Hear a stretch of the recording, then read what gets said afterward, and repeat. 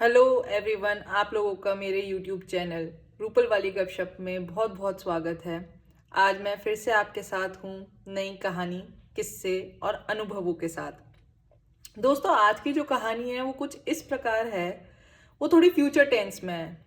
मेरा जो last video था वो थोड़ा बहुत काल्पनिक और पुरानी कहानी, काल्पनिक थी लेकिन बहुत कारगर थी। ये वाली भी बहुत कारगर सिद्ध होगी अगर आप समझ पाए तो। इसमें कुछ इस प्रकार का सीन है। मैं अब आपको डिपिक्ट करने जा रही हूँ, जो भी कहानी रही है डिक्टेट करने जा रही हूँ। कि बात ऐसी है, आज से करीब करीब 30 साल बाद की बात है, जिसके अंदर लोग बाग मशीन्स बना रहे हैं, रोबोट्स बना रहे हैं, रोबोट डॉग्स आ गए हैं। तो और भी ज़्यादा स्मूथनेस के साथ अच्छे खासे रोबोट्स क्रिएट हो चुके हैं। दिक्कत क्या आ रही है 2030 में कि जिस हिसाब से इंसान ने मशीन को क्रिएट किया है, तो क्या होता है कि मशीन्स के साथ इंसान को एक दिक्कत भी फेस करनी पड़ रही है। वो ये करनी पड़ रही है कि वो हाथ से निकल जा रही है। जी हाँ दोस्तों, ये उसी प्रकार है जिस प्रकार की माँ बाप अपने बच्चों के लिए सोचते हैं जब वो अच्छी खासी एज में आ जाते हैं कि बच्चा तो अब हमारे हाथ से निकल गया है भाई, ऐसा सही।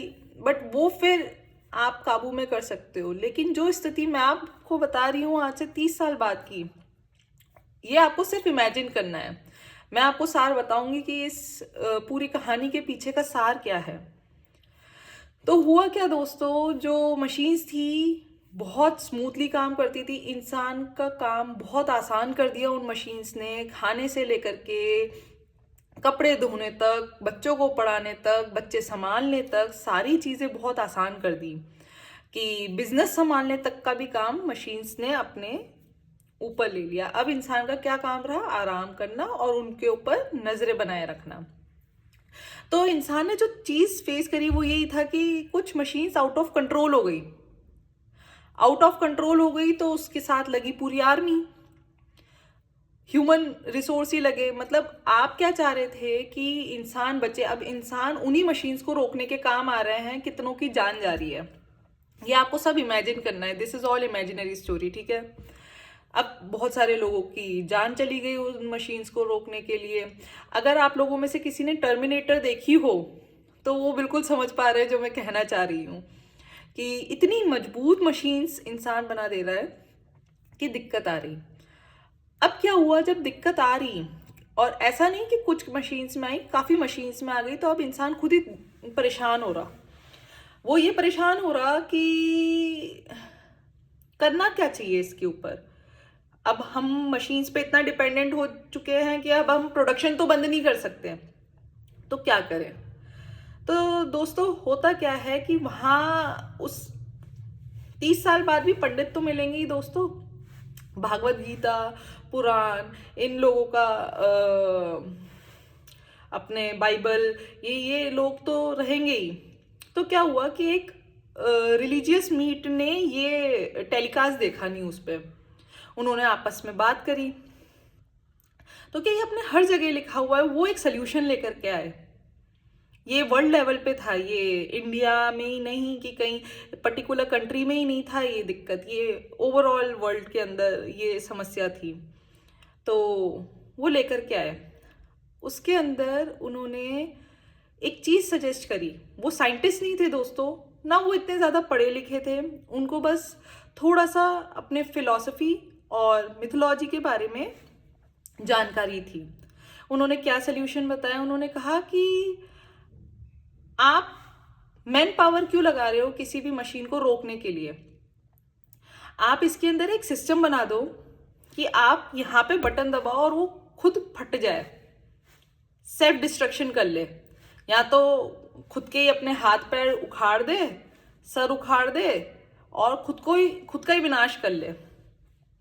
तो गवर्नमेंट एक बार को, मतलब जितने भी लोग थे डिस्कशन के लिए, not the government, I am not using this word government, जितने भी लोग थे वो बहुत, जो भी मेन लोग थे, साइंटिस्ट वगैरह भी थे, वो थोड़े हंसे। लेकिन बात तो बहुत अच्छी थी और प्रैक्टिकली जब किया गया बहुत कारगर साबित हुई कि कहीं पर भी ये पता चला कि ये मशीन अपने हाथ से निकल गई है, उन्होंने वही जो कंट्रोल बटन दे रखा था उन्होंने वो क्लिक किया और वो मशीन खुद को ही डिस्ट्रक्ट करना शुरू कर देती थी, लोगों को मारने के बजाय वो खुद को निपटा देती थी।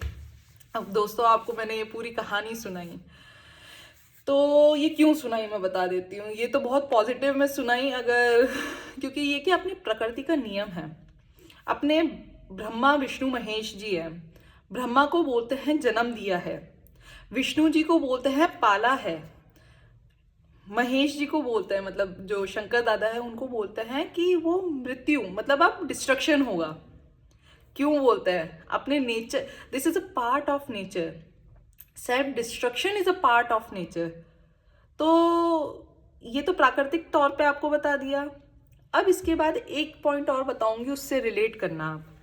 क्या होता है कि इंसान, पौधे भी आपने देखे होंगे, छोटे से उगते हैं, बड़े होते हैं, पेड़ बनते हैं, फिर सूखने लग जाते हैं, फिर खत्म हो जाते हैं खुद से ही। तो ये हर जीव में बनाया है। इंसान छोटा सा पैदा होता है, बड़ा होता है, फिर बूढ़ा होता है और फिर वो चला जाता है। अब ये तो कुछ बायोलॉजिकल एस्पेक्ट्स पे बता दिया मैंने आपको, इसकी कारगरता जो भी मैंने आपको स्टोरी सुनाई। एक और बहुत शानदार इसके पीछे का है साइकोलॉजिकल रीजन कि क्या होता है। गुस्सा, अभिमान, लालच और भी बहुत सारी चीजें जो अपने बड़े बुजुर्ग मना करते हैं कि ये नहीं करना चाहिए। वो क्यों नहीं करना चाहिए वो कई बार बता नहीं पाते। वो इसी का ही राज है कि जब क्या होता है, इंसान का कोई और कुछ नहीं बिगाड़ पाता। फॉर एग्जाम्पल, किसी इंसान के पास बहुत पैसा है, वो शरीर से हाँ बहुत सारी सिक्योरिटी है उसके पास, बहुत सारी पावर है, अच्छी फैमिली है, सारी चीजें सही है, दोस्त हैं, तो कई बार ऐसी दुश्मनी भी होती है तो उसका कोई कुछ बिगाड़ नहीं पाता। जैसे कि भाई बिगाड़ेगा कैसे? पैसा है उसके पास, पावर है उसके पास, फैमिली है उसके पास, दोस्त हैं उसके पास, तो वो बिगाड़ेगा कैसे? अब यहाँ पे क्या आया, एक पॉइंट ये आया कि एक्सटर्नली आपको कोई कुछ नहीं बिगाड़ सकता। फिर एक तरीका और है, मिसकंसेप्शन भी इसका पार्ट है। ये टेक्निक्स काफी लोग यूज करते हैं। अब बहुत सारी चीजों में यूज होता है, मैं बताऊंगी तो नहीं। काफी कंट्रीज ये चीजें यूज करती हैं, काफी लोग ये चीजें यूज करते हैं, डॉक्टर्स ये चीजें यूज करते हैं, बहुत सारे लोग ये यूज करते हैं कि मिसकंसेप्शन डालेंगे आपके दिमाग में। अब ओवर थिंकिंग हो गई, ओवर थिंकिंग भी उसी का पार्ट है। आपको जहां लालच आया, जहां आपको गुस्सा आया, जहां आपको क्या कहते हैं घमंड आया, जहां आपने ज्यादा सोच लिया किसी भी चीज पे, वहां आपका सेल्फ डिस्ट्रक्शन शुरू है। अब आप सोचते हो कि बाहर वाला कुछ कर रहा है, अजी नहीं, बाहर वाला आपका कभी कुछ कर ही नहीं सकता। आप देखते हो आपकी बॉडी धीमे धीमे डिग्रेड होनी शुरू हो जाती है। पहला आपकी बॉडी पे इफेक्ट आया। दूसरा आप देखते हो धीमे धीमे आपका प्रोफेशन डिग्रेड होने लग जाता है, दूसरा आपके प्रोफेशन पे आ गया। तीसरा आप देखते हो ये आपके फैमिली और फ्रेंड्स भी धीमे धीमे धीमे धीमे डिग्रेड होते चले जाते हैं कि यार ये तो गुस्सा करती है, यार ये तो समझती ही नहीं है, यार ये तो बहुत ओवर थिंक करती है, वो भी डिग्रेड होते चले जाते हैं। अब जो, और आपको ये हमेशा लगता रहता है कि एक्सटर्नल चीजों में दिक्कत है, जी नहीं, आप इतने स्ट्रांग हो कि अब आपको कुछ भी अगर आपको बिगाड़ना है तो वो आप ही बिगाड़ रहे हो खुद का। आप ओवर स्ट्रांग हो रहे हो, आपकी बुद्धि, कुछ लोग खुद को बहुत समझदार समझते हैं, जैसे कि मैं समझती हूँ। कई बार क्या होता है, हम इतना समझदार समझ लेते हैं खुद को कि हम ये देखते ही नहीं है कि जड़ कहाँ है किसी भी दिक्कत की। खुद पे तो कभी इल्जाम ही नहीं लगता।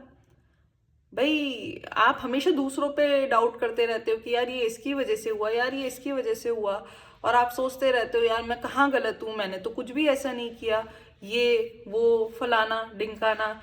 लेकिन उसका रिजल्ट क्या होता है? रिजल्ट वही होता है कि धीमे धीमे धीमे धीमे जो आपकी एक्सटर्नल पावर्स होती है ना, वो भी आपसे छीनती चली जाएगी।